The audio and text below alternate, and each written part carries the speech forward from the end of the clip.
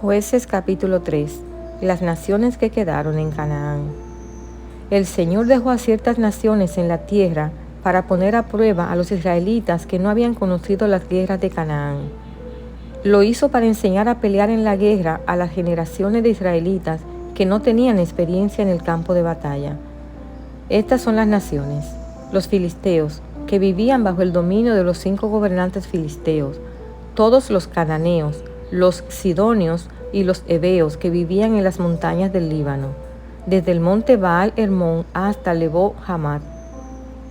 El Señor dejó a estos pueblos con el fin de poner a prueba a los israelitas para ver si obedecían los mandatos que Él les había dado a sus antepasados por medio de Moisés.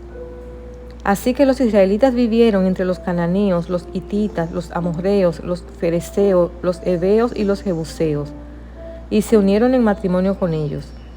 Los hijos de los israelitas se casaron con las hijas de esos pueblos, y las hijas de los israelitas fueron dadas en matrimonio a sus hijos, y los israelitas sirvieron a los dioses de esas naciones. Otoniel, juez de Israel. Los israelitas hicieron lo malo a los ojos del Señor. Se olvidaron del Señor su Dios y sirvieron a las imágenes de Baal y a los postes dedicados a la diosa Acera. Entonces el Señor ardió de enojo contra Israel y lo entregó en manos de Cusán Rishataim, rey de Aram Naharaim, y los israelitas sirvieron a Cusán Rishataim durante 8 años. Pero cuando el pueblo de Israel clamó al Señor por ayuda, el Señor levantó a un libertador para salvarlos. Se llamaba Otoniel, hijo de Cenaz, un hermano menor de Caleb. El Espíritu del Señor vino sobre él y comenzó a ser juez de Israel. Entró en guerra contra Cusán Rishataim, rey de Aram, y el Señor le dio la victoria sobre él. Y hubo paz en la tierra durante 40 años. Luego murió Otoniel, hijo de Cenaz. Ahod, juez de Israel. De nuevo los israelitas hicieron lo malo a los ojos del Señor, y por la maldad de ellos el Señor le dio dominio sobre Israel al rey Eglón de Moab. Eglón se alió con los amonitas y los amalecitas y salió a pelear. Derrotó a Israel y tomó posesión de Jericó, la ciudad de las palmeras. Entonces los israelitas sirvieron a Eglón, rey de Moab, durante 18 años. Sin embargo, cuando el pueblo de Israel clamó al Señor por ayuda, el Señor nuevamente levantó a un libertador para salvarlos. Se llamaba Ahod, hijo de Gera, quien era un hombre zurdo de la tribu de Benjamín. Los israelitas enviaron a Ahod a entregar el dinero del tributo al rey Eglón. Así que Ahod hizo una daga de 2 filos de unos 30 centímetros de largo. La ató a su muslo derecho y la escondió debajo de la ropa. Luego le llevó el dinero del tributo a Eglón, quien era muy gordo. Después de entregar el pago, Ahod emprendió el regreso junto con los que le habían ayudado a llevar el tributo. Pero cuando Ahod llegó a donde estaban los ídolos de piedra, cerca de Gilgal, se regresó. Se presentó ante Eglón y le dijo: «Tengo un mensaje secreto para usted». Entonces el rey les ordenó a sus sirvientes que se callaran y que todos salieran de la habitación. Así que Ahod se acercó a Eglón, quien estaba sentado solo en una habitación fresca de la planta alta, y le dijo: «Tengo un mensaje de Dios para usted». Cuando el rey Eglón se levantó de su asiento, Ahod sacó con la mano izquierda la daga que tenía atada al muslo derecho y se la clavó al rey en el vientre. La daga entró tan profundo que la empuñadura se hundió bajo la gordura del rey, así que Ahod no sacó la daga, y al rey se le vaciaron los intestinos. Entonces Ahod cerró las puertas de la habitación, les puso llave y escapó por la letrina. Ahod ya se había ido cuando los sirvientes del rey regresaron y encontraron las puertas cerradas de la habitación en la planta alta, y pensaron que tal vez el rey estaba usando la letrina dentro del cuarto. Así que esperaron para ver al rey, y al ver que tardaba mucho en salir, se preocuparon y buscaron una llave. Cuando abrieron las puertas, encontraron a su amo muerto en el suelo. Mientras los sirvientes esperaban, Ahod escapó y pasó por los ídolos de piedra rumbo a Seirat. Cuando llegó a la zona montañosa de Efraín, llamó a tomar a las armas. Después encabezó un grupo de israelitas colina abajo. Síganme, les dijo, porque el Señor les ha dado la victoria sobre Moab, su enemigo. Así que los israelitas lo siguieron y tomaron el control de los vados del río Jordán, que cruza hacia Moab, y no dejaron que nadie pasara. Atacaron a los moabitas y mataron a unos 10,000 de sus guerreros más fuertes y robustos. No escapó ni uno de ellos. Así que Israel conquistó a Moab en aquel día, y hubo paz en la tierra durante 80 años. Sangar, juez de Israel. Después de Ahod fue Sangar, hijo de Anat, quien rescató a Israel. En una ocasión mató a 600 filisteos con una aguijada para bueyes.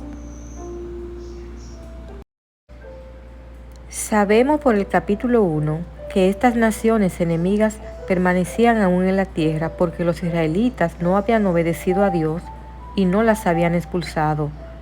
Ahora Dios permitiría que los enemigos permanecieran para probar a los israelitas, es decir, para darles una oportunidad de ejercitar su fe y obediencia.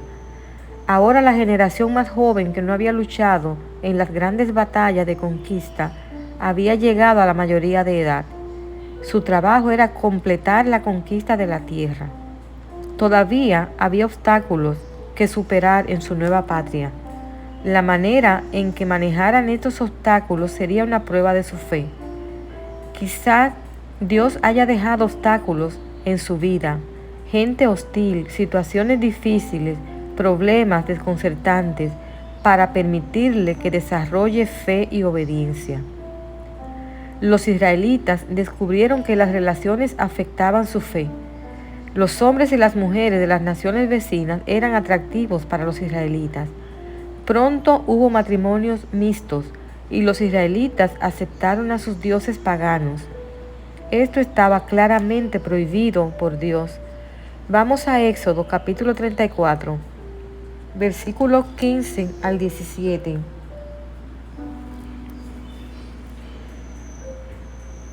Porque si conciertas un pacto con los habitantes de la tierra, se pervertirán detrás de sus ídolos. Ellos sacrificarán a sus ídolos y te llamarán y comerás de su sacrificio, y tomarás de sus hijas para tus hijos, y se pervertirán sus hijas detrás de sus ídolos, y harán pervertir a tus hijos detrás de sus ídolos. Ídolos de fundición no harás para ti. En Deuteronomio capítulo 7, en el versículo 14, dice la palabra: bendito serás más que todos los pueblos. No habrá en ti un estéril o una estéril, ni tampoco en tus animales. Quitará el Eterno de ti toda enfermedad y todas las plagas malas que hubo en Egipto, que tú has sabido. No te las pondrá, sino las pondrá sobre los que te odian. Consumirás a todos los pueblos que el Eterno Dios tuyo te está entregando. No se apiadará tu ojo de ellos, ni servirás a sus ídolos, porque serán una trampa para ti. Si dijeres en tu corazón, son más numerosos estas naciones que yo, ¿cómo podré expulsarlas? El apóstol Pablo nos dice en 2 Corintios, capítulo 6, comenzando en el versículo 14, no formen yunta con los incrédulos. ¿Qué tienen en común la justicia y la maldad? ¿Qué comunión puede tener la luz con la oscuridad? ¿Qué armonía tiene Cristo con el diablo? ¿Qué tienen en común un creyente con un incrédulo? ¿En qué concuerdan el templo de Dios y los ídolos? Porque nosotros somos templo del Dios viviente, como Él ha dicho. Viviré con ellos y caminaré entre ellos. Yo seré su Dios y ellos serán mi pueblo. Por tanto el Señor añade, salgan de en medio de ellos y apártense. No toquen nada impuro, y yo los recibiré. Yo seré un padre para ustedes, y ustedes serán mis hijos y mis hijas, dice el Señor Todopoderoso. Al aceptar a estos dioses en sus casas, los israelitas comenzaron gradualmente a aceptar las prácticas inmorales asociadas con ellos. La mayoría de los israelitas no tenían la intención de ser idólatras, solo añadieron los ídolos a la adoración a Dios, pero no tardaron mucho en absorber el culto pagano. Un peligro similar nos amenaza a nosotros. Queremos ser amigos de aquellos que no conocen y le sirven al Dios verdadero, pero a través de esas amistades podemos llegar a vernos enredados en prácticas nocivas. Las amistades con los no creyentes, con los que no les sirven al Dios verdadero, son importantes, pero debemos aceptar a la gente sin comprometernos a adoptar sus patrones de conducta. Baal era el dios más adorado de los cananeos.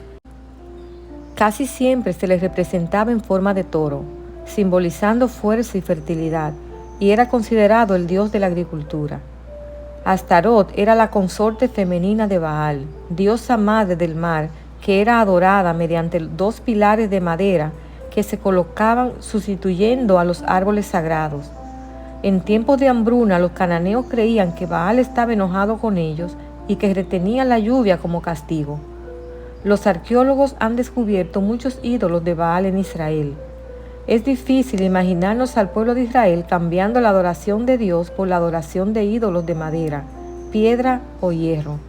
Pero nosotros hacemos lo mismo cuando dejamos la adoración de Dios por otros dioses que pueden representar nuestros hijos, nuestros familiares, nuestro cónyuge, un carro, un trabajo, un negocio, pasatiempos o prioridades.